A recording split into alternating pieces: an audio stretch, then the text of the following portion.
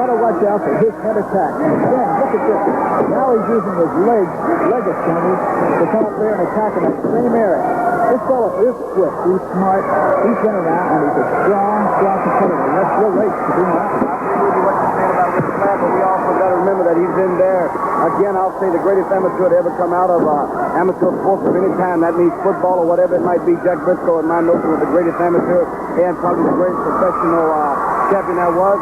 Going along again with Dory Funk Jr. being the greatest pure wrestling champion we ever had. And I guess Terry Funk has got some of that craziness off in the Dory Funk Jr.'s head, and he's lost a little of his knowledge of it. But all these men are tough, mean, strong, and I have to keep myself ready because I have the most rigid schedule of any world heavyweight champion there ever was.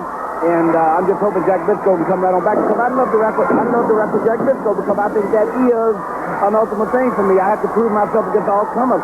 Harley Race for 5 years is the most durable champion there ever was. I mean, matter none. So if they are durable enough, we're going to find out right here.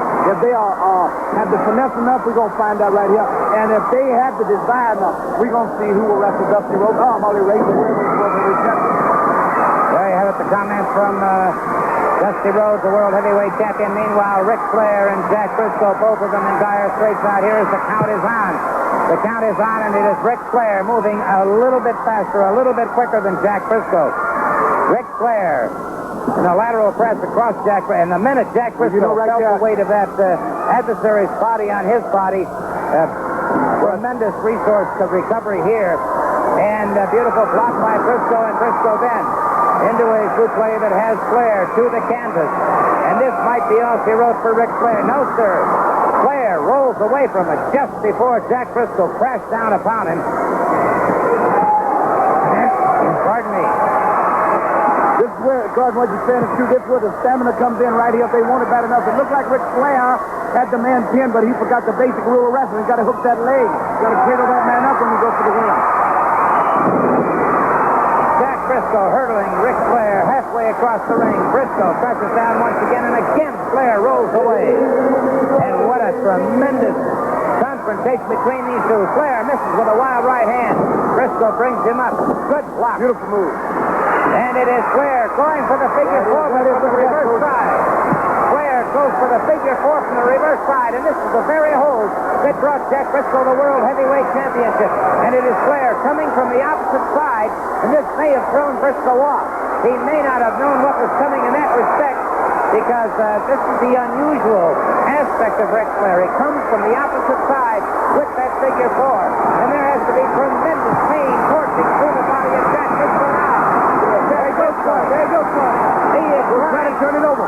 Brisco trying desperately to reverse that situation, and he has. Jack Brisco has reversed the figure four. Jack Brisco applying the pressure. He has reversed the figure four. The referee down there checking with Flair.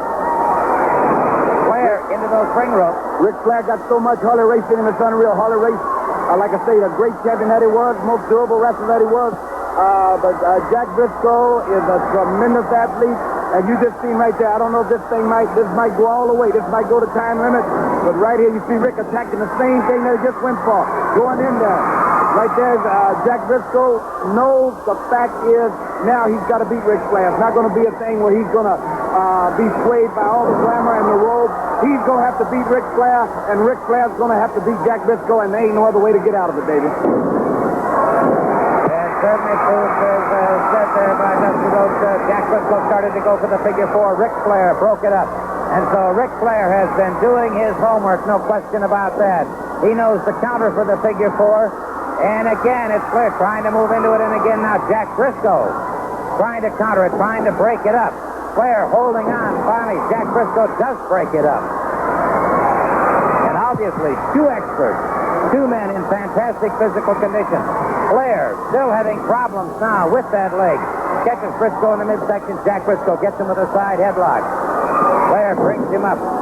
Down across his knee, and again goes for that figure four, and again Jack Brisco into an inside. There it is, look at that. There it is. There it is, Jack Brisco.